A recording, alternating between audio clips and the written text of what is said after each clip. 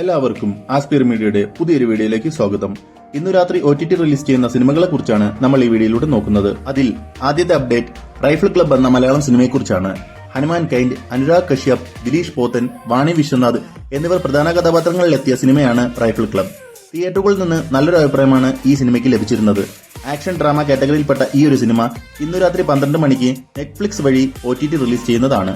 അടുത്ത update I am Kadhalan എന്ന മലയാളം സിനിമയെക്കുറിച്ചാണ്. നസ്ലൻ നായക വേഷത്തിലെത്തിയ ഏറ്റവും പുതിയ ചിത്രമാണ് അയാം കാതലൻ. തിയേറ്ററുകളിൽ നിന്ന് ആവറേജ് അഭിപ്രായം മാത്രമാണ് ഈ ഒരു സിനിമയ്ക്ക് ലഭിച്ചിരുന്നത്. കോമഡി കാറ്റഗറിയിൽപ്പെട്ട ഈ ഒരു സിനിമ ജനുവരി 17 മനോരമ മാക്സിലൂടെ OTT റിലീസ് ചെയ്യുന്നതാണ്. അടുത്ത അപ്ഡേറ്റ് പ്രേക്ഷകർ ഏറെ ആകാംക്ഷയോടെ കാത്തിരുന്ന പണി എന്ന സിനിമയെക്കുറിച്ചാണ്. ജോജു ജോർജ് സംവിധാനം ചെയ്ത് തകർത്തഭിനയിച്ച സിനിമയാണ് പണി. തിയേറ്ററുകളിൽ നിന്ന് നല്ലൊരു അഭിപ്രായമാണ് ഈ ചിത്രത്തിന് ലഭിച്ചിരുന്നത്.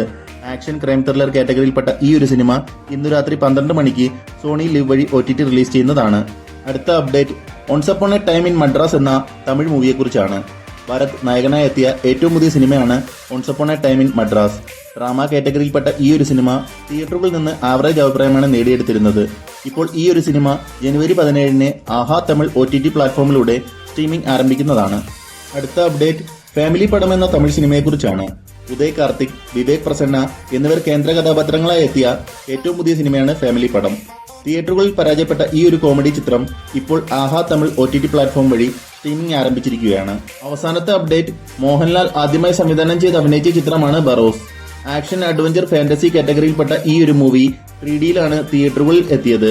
തിയേറ്ററുകളിൽ പരാജയപ്പെട്ട ഈ ഒരു ചിത്രം ഫെബ്രുവരി 2 വീക്കിൽ ഡിസ്നി പ്ലസ് ഹോട്ട്സ്റ്റാറിലൂടെ OTT റിലീസ് ചെയ്യുന്നതാണ്. അപ്പോൾ ഇനി നിങ്ങൾ കാത്തിരിക്കുന്ന സിനിമകൾ ഏതൊക്കെയാണെന്ന് കമന്റ് ബോക്സിൽ രേഖപ്പെടുത്തുക. ഇതുപോലത്തെ OTT അപ്ഡേറ്റ്സിനായി ഈ ചാനൽ മറക്കാതെ സബ്സ്ക്രൈബ് ചെയ്യുക.